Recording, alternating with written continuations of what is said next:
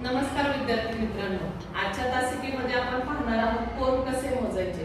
दिलेल्या आकृतीमध्ये कोन कसे मोजायचे चला तर पाहूया। याच्यामध्ये दिलेल्या चौकोनामध्ये आपल्याला नंबर द्यायचे आहेत 1 2 3 4। या दिलेल्या नंबरची काय करायची आहे, आपल्याला बेरीज करायची आहे। 1 + 2 + 3 + 4। 1 आणि 2 3, 3 आणि 3 6, 6 आणि 4 10। म्हणजे या आकृतीमध्ये एकूण किती चौकोन आहेत तर 10।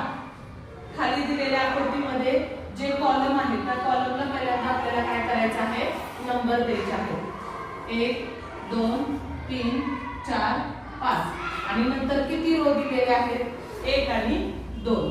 मग सुरुवातीला कॉलमची बेरीज करायची, नंतर रोची बेरीज करायची।